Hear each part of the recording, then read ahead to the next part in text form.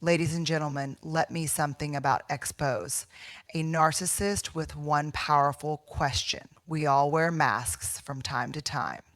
Sometimes it's to get through a tough day at work. Sometimes it's to feel a little more in control when everything inside feels out of sorts. But for the narcissist, the mask isn't just a momentary defense. It's a way of life. It's not a coping mechanism they use occasionally. It's a curated identity, crafted to control perception, deflect vulnerability, and maintain power. And on the surface, it often looks flawless, charming, accomplished, maybe even too good to be true. That's because it usually is. Underneath the narcissist's polished exterior is a fragile, deeply insecure self that's terrified of being seen as inadequate. Their identity is built like a house of cards, impressive from a distance, but structurally unsound when inspected closely. The mask is there not just to impress others, it's a desperate shield to protect their most vulnerable parts from being exposed. If you've ever felt that being around someone seems off despite how perfect they appear, trust that gut feeling. What you're sensing is the tension between the mask and the truth. One of the most powerful things about narcissism is how it thrives on illusion. The narcissist will shapeshift into whatever form wins admiration or dominance in the moment. One day, they're the charming leader, the next, the misunderstood victim.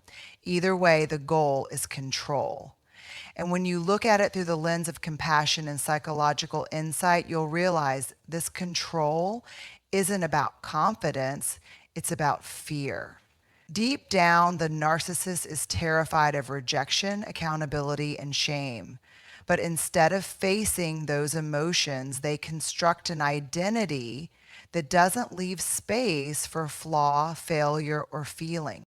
The danger of this mask is not just what it hides, it's what it demands from others.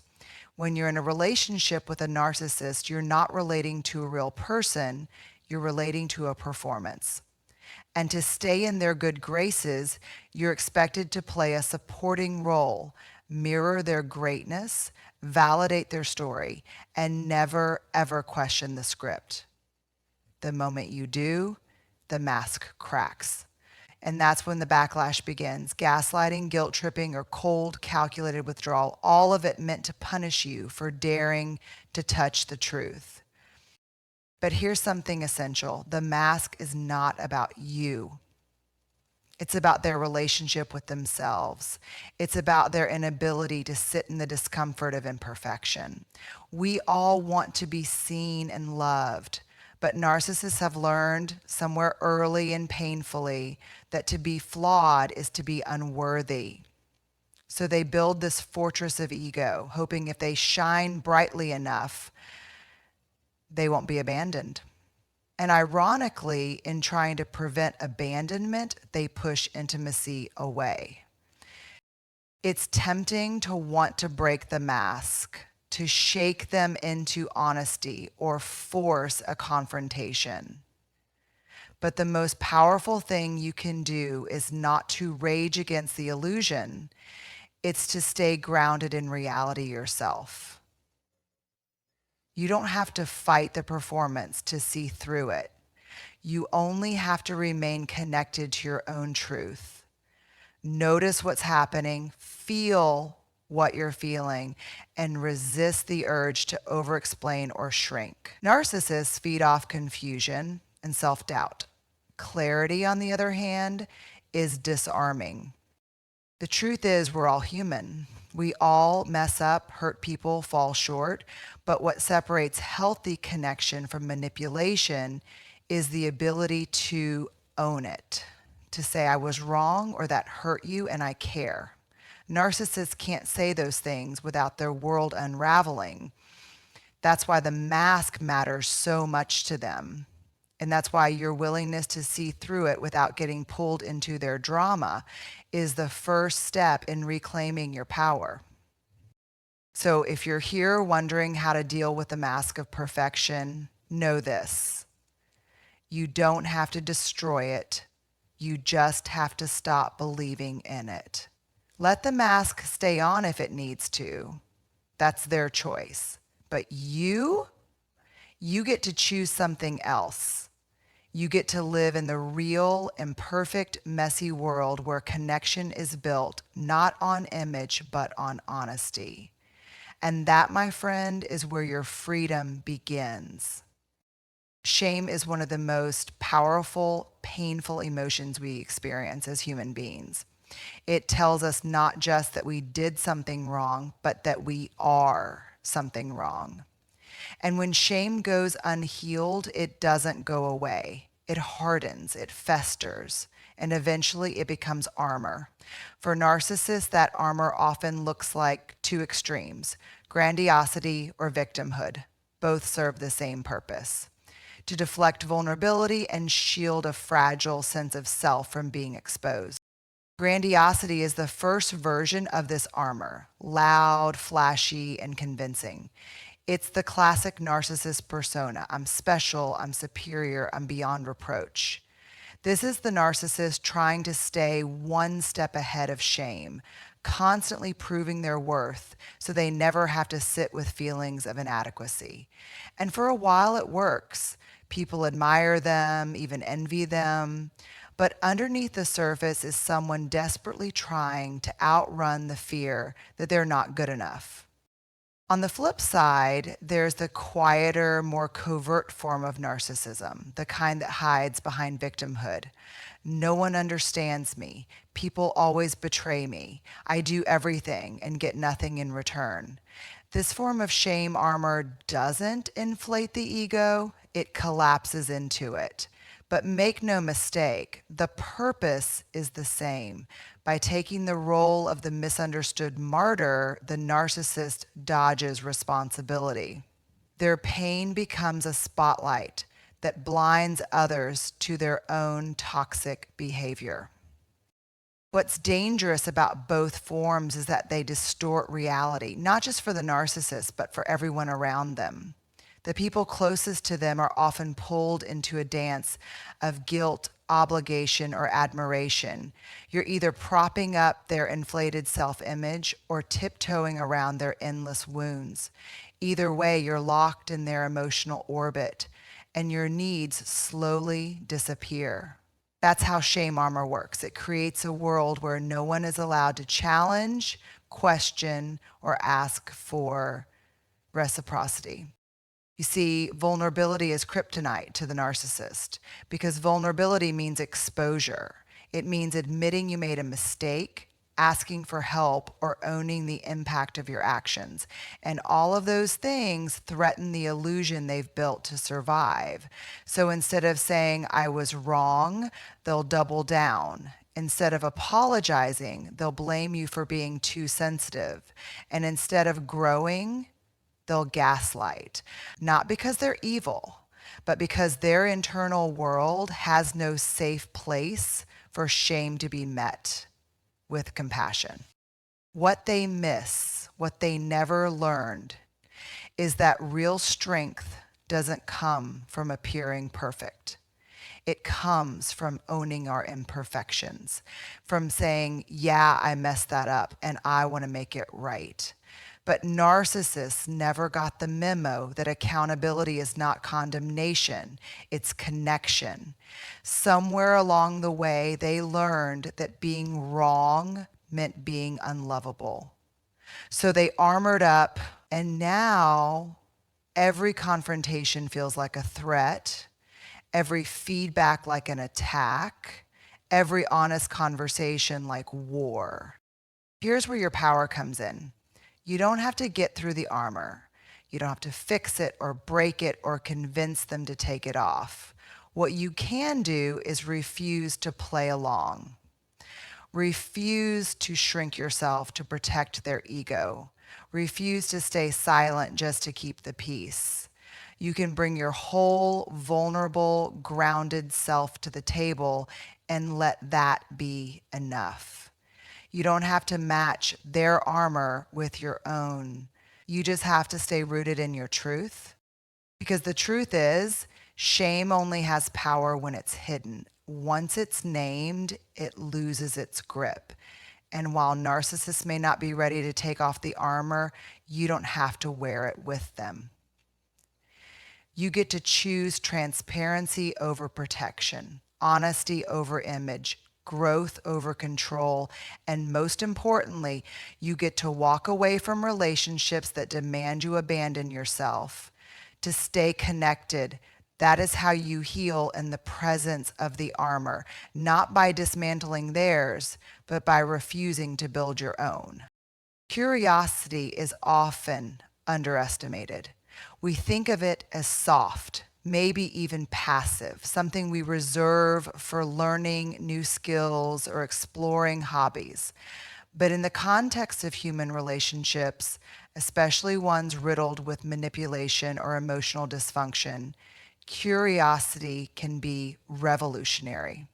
It's not passive at all. It's active. It's brave. Because when you approach someone, especially a narcissist, with grounded, non-defensive curiosity, you're doing something incredibly powerful. You're choosing presence over performance, truth over tension, and that disrupts the entire dynamic. In a relationship with a narcissist, everything is a performance. There's a script, there are roles, there's a storyline that's been carefully curated to keep them in the center as the hero, the victim, or the misunderstood genius. You're not supposed to question it. You're supposed to nod, agree, applaud, or apologize. That's how the cycle stays intact. But the moment you step out of that script and ask a genuine, open-ended question, especially one that centers accountability or emotional honesty, the illusion starts to wobble. Let's be clear. Curiosity in this case is not confrontation. It's not asking a question with an eye roll or a tone dripping with sarcasm. It's not a trap. It's real curiosity, the kind that comes from your grounded center. Something like, can you help me understand why you felt that was okay? Or what part of that story do you feel responsible for? These questions aren't accusations, they're invitations. Invitations to step into truth, and truth to someone hiding behind manipulation feels deeply unsafe. Here's why it works. Narcissists are used to defensiveness, arguments, and emotional chaos.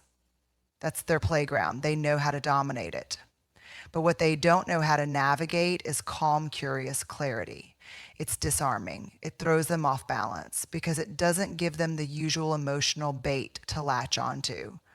When you're calm and genuinely curious, they can't play the victim and they can't launch an attack without it seeming glaringly disproportionate. It reveals the gap between what they're doing and what's actually happening.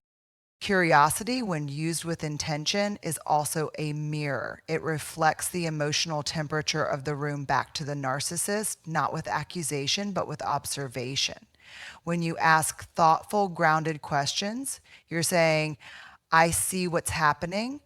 I'm not buying the performance, and I'm not afraid to explore the truth. That's a bold position to take, not because it's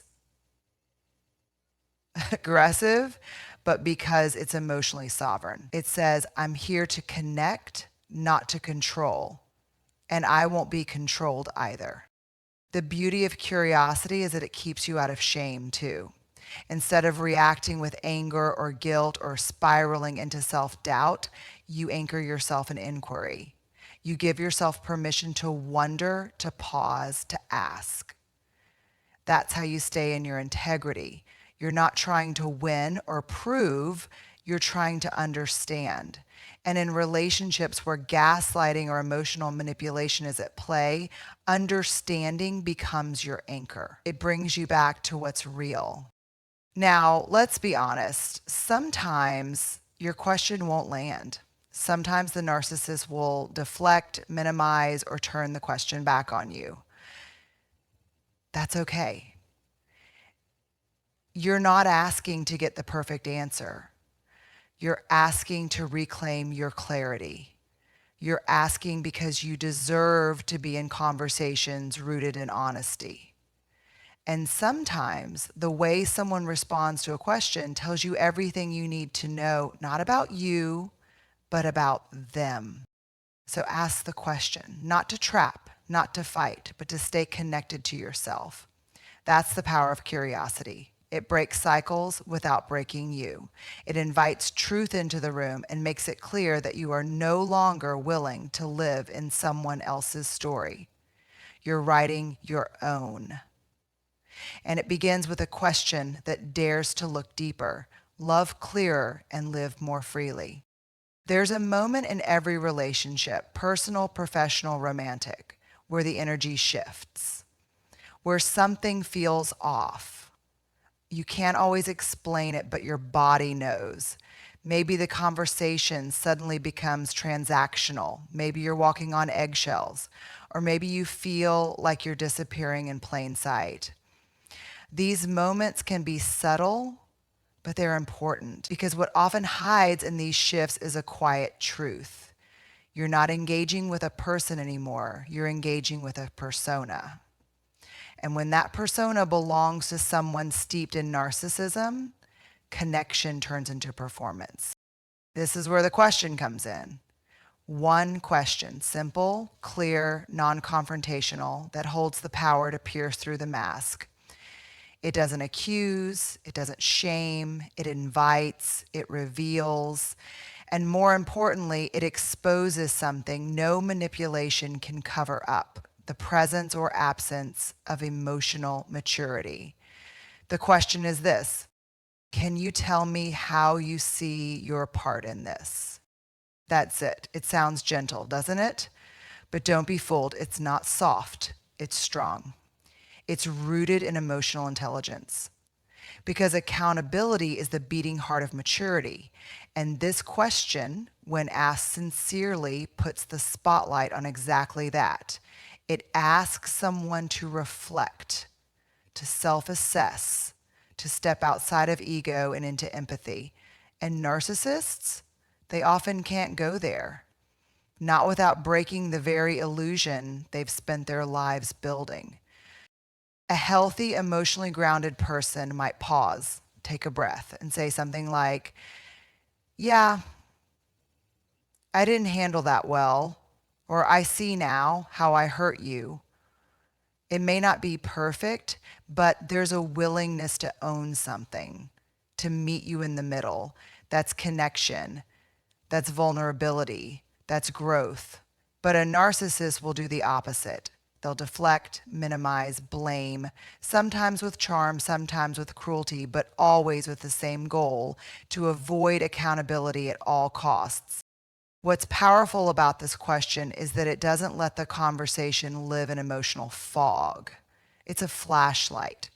It shines directly into the dark corners where defensiveness and distortion like to hide. And it does so with clarity, not anger. That's what makes it so unsettling to someone who's been using confusion to stay in control. The question is calm, grounded. It doesn't raise its voice. It doesn't beg. It simply asks, are you willing to meet me here in the truth? And here's what's even more important. It gives you information. Their response tells you everything you need to know about whether they are capable of real connection, not just performance. Because someone who cannot take ownership, who cannot say, that's on me, or even let me think about that, is someone who will keep you locked in cycles of emotional labor. You'll always be doing the heavy lifting for two, and love, real nourishing love, doesn't work like that. You are not asking this question to fix them. You are not asking it to win. You are asking it to witness, to reveal, to invite them into a moment of humanity. And whether they step into it or run from it, you will know. You will know what you're dealing with. And that clarity is sacred It's not just protection, it's power, the kind of power that doesn't need to scream to be heard, the kind that stands in its worth, calmly, unapologetically. So the next time something feels off, when the air thickens and the performance starts, remember this question, not as a weapon, but as a mirror. Ask it with your feet planted in truth. Ask it not to control the outcome, but to stay aligned with your integrity and watch what happens. Because when you shine light on emotional maturity, you don't just expose what's real in them, you reaffirm what's real in you. There's a moment in every healing journey, especially after being in close orbit with a narcissist, where you realize something sacred. Your power doesn't lie in convincing them to understand you, it lies in understanding yourself. The truth is, narcissists are masters at bending reality to suit their narrative. One moment, you're confident in what you felt, saw, or heard, and the next, you're questioning if it ever happened at all. That's not you being dramatic. That's gaslighting. And the most revolutionary thing you can do in response is to trust yourself anyway. Self-trust doesn't mean you always get it right. It doesn't mean you're never reactive or emotional or unsure. It means that you're willing to believe your inner knowing even when someone else is trying to rewrite the story. Narcissists thrive on your self-doubt. The more unsure you are, the more control they gain. That's why reclaiming your voice, your memory, your intuition isn't just healing, it's an act of emotional resistance. When you've been in a relationship, romantic, familial, or professional, where you've constantly had to earn love or prove your worth, your nervous system gets wired to seek safety through approval. You start believing that peace comes when they're happy, not when you're honest. You trade your truth for harmony, your boundaries for acceptance. And for a while, it feels like survival. But over time, that approval starts costing more than it's worth. Your self-esteem erodes, your instincts get fuzzy, your voice gets quieter until one day you realize you've lost touch with yourself. And that is where the turning point begins, not in anger necessarily, but in grief, in reckoning, in asking, when did I stop trusting myself? That question doesn't demand shame, it invites compassion, because somewhere along the line you were taught, either overtly or subtly, that your feelings were too much, your needs were inconvenient, and your boundaries made you selfish. But here's the truth, you were never too much. They were just never taught how to handle depth, honesty, or emotional accountability. Choosing self-trust over approval doesn't mean you become cold or shut off. It means you become discerning. You start listening more to your body than to someone's excuses. You start believing the feeling in your gut when something doesn't add up, even if their words are polished and convincing. You stop outsourcing your reality to someone who benefits from your confusion. And slowly, you begin to choose yourself, not from ego, but from integrity. And yes, that choice will disappoint some people, especially those who depended on your silence, your compliance, your emotional labor. Narcissists will often react with outrage when you stop playing the game. They'll call you selfish, cold, ungrateful, anything to pull you back into the role they need you to play. That's not because you're doing something wrong, it's because you're doing something different, and different to someone who thrives on control feels threatening. But here's the truth that will carry you. You don't need their approval to be worthy. You don't need them to agree with your version of the story to know it's true. You don't need to twist yourself into something palatable to deserve peace. The moment you begin honoring your feelings, even when they're messy, inconvenient, or doubted, is the moment you step into freedom, not the kind that screams or proves. The quiet kind, the steady kind, the kind that doesn't need applause to feel grounded.